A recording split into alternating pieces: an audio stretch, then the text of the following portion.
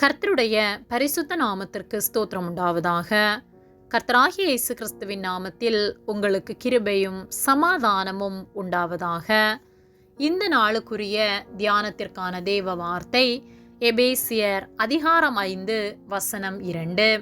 கிறிஸ்து நமக்காக தம்மை தேவனுக்கு சுகந்த வாசனையான காணிக்கையாகவும் பலியாகவும் ஒப்புக்கொடுத்து நம்மில் அன்பு கூர்ந்தது போல நீங்களும் அன்பிலே நடந்து கொள்ளுங்கள். பிரியமானவர்களே, கர்த்தருடைய பிள்ளைகளாகிய நாம் அன்புள்ளவர்களாய் இருக்க வேண்டும். மனிதனின் அன்பு, தேவனின் அன்பு என்று இரண்டாக நாம் பிரித்து பார்ப்போமானால் எந்த அன்பு சிறந்தது என்று நாம் அறிந்து கொள்ள முடியும். முதலாவது மனிதனின் அன்பு. மனிதர்களாகிய நாம் நம்முடைய குடும்பத்திற்காக, நம் பிள்ளைகளுக்காக அநேக காரியங்களை செய்கின்றோம். அன்பினால் அதை செய்கின்றோம். நம்முடைய பிள்ளைகளை நாம் அதிகமாக நேசிக்கின்றோம். அவர்களுக்காக நாம் வாழ்கின்றோம். பிள்ளைகளுடைய எதிர்காலம் நன்றாக இருக்க வேண்டும் என்பதற்காக நம்முடைய தகுதிக்கு முடியாததானாலும் பிள்ளைகளுக்காக மிகவும் பிரயாசப்பட்டு பல காரியங்களை செய்கின்றோம். பிள்ளைகளின் மேல் நாம் வைத்த அன்பினால் நாம் அதை செய்கின்றோம். ஆனால் ஒருவேளை நம்முடைய பிள்ளைக்காக மரிக்க வேண்டிய சூழ்நிலை வருமானால் நம்மில் எத்தனை பேர் மரிக்கவும் தயாராக இருப்போம்?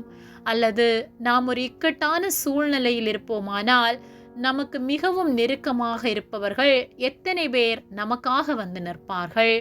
சூழ்நிலைக்கு ஏற்றவாறு நாம் மாறுகிறவர்களாகவே இருக்கின்றோம். அதுதான் மனிதனின் அன்பு. ஆனால் தேவனின் அன்பு விலையேற பெற்றது. மனிதனை அவர் தம்முடைய கரத்தினால் உண்டாக்கினார். ஜீவ சுவாசத்தை அவனுக்கு ஊதினார். அவன் ஜீவாத்மாவானான் என்று வேத வார்த்தை சொல்லுகிறது. அவர் ஒரே ஒரு ஆதாமை உண்டாக்கினார்.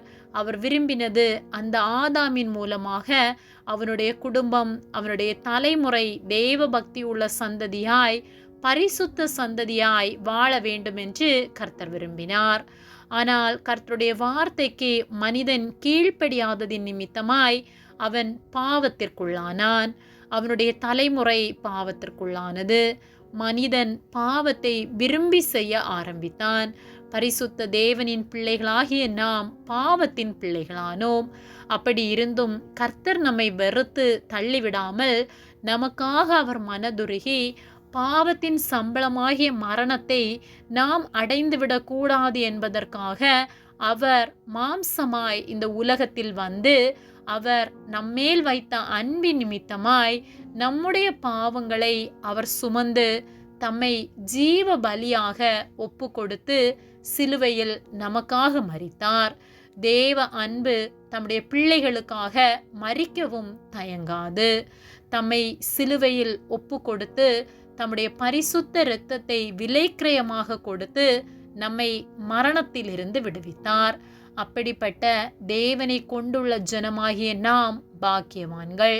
நம்முடைய எல்லா பாவங்களுக்காக, நம்முடைய ஜென்ம சுவாபங்கள், பொறாமைகள், எரிச்சல்கள், நம்முடைய பார்வையினால், வார்த்தையினால், செயலினால், நடக்கையினால் நாம் செய்த பாவங்களை அவர் நமக்காக சிலுவையிலே சுமந்தார். அப்படிப்பட்ட தேவனை கொண்டுள்ள நாம் அவரை உண்மையாய் நேசிப்போம். முழு இருதயத்தோடும் முழு ஆத்மாவோடும் அவரை நேசித்து அவருக்கு உண்மை உள்ளவர்களாய் வாழ்வோம். இத்தனை காலம் நம்முடைய வாழ்க்கை எப்படிப்பட்டதாய் இருந்திருந்தாலும் இனி நம் ஜீவிய காலம் வரை கர்த்தருக்காக வாழ்வோம்.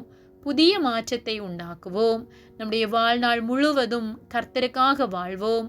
அவருடைய அன்புக்கு ஈடாக நம்மால் எதையும் செலுத்த முடியாது. ஆகவே உண்மை உள்ளவர்களாய், பரிசுத்தம் உள்ளவர்களாய் வாழ்ந்து அவருடைய நாமத்தை பிரஸ்தாபப்படுத்துவோம். நற்சாட்சி உள்ள வாழ்க்கை வாழ்ந்து அநேகரை அவருக்காக ஆதாயப்படுத்துவோம். அவருடைய அன்பை பிரதிபலித்து வாழ்வோம். நமக்காக மட்டுமல்ல, இந்த உலகத்தில் உள்ள அனைத்து ஜனங்களுக்காகவும் கர்த்தர் சிலுவையில் இரத்தம் சிந்தினார் என்பதை அறியாமல் ஜனங்கள் பாவத்திற்கு மரித்து கொண்டிருக்கிறார்கள். அநேகர் அறிந்தும் அதை ஏற்றுக்கொள்ள மனதில்லாதவர்களாக இருக்கிறார்கள். அவர்கள் ஏற்றுக்கொள்ளாததற்கு நம்முடைய வாழ்வே காரணம். கர்த்தருடைய பிள்ளைகள் முரட்டாட்டம் உள்ளவர்களாய் வாழ்வோமானால் நம்மில் எப்படி கிறிஸ்து வெளிப்படுவார்? ஆகவே வார்த்தையினால் மட்டுமல்ல, நடக்கையினால் அநேகரை ஆதாயப்படுத்துவோம். நம்மை பார்க்கிறவர்கள் கர்த்தரை கண்டு கொள்ளத்தக்கதாக நற்சாட்சியுள்ள வாழ்க்கை வாழ்வோம். அவருக்கு உண்மையாய் வாழ்ந்து பரிசுத்தத்தோடு அவரை ஆராதித்து அநேகரை அவருக்கு நேராக நடத்துவோம். ஆமேன். ஜெபம்.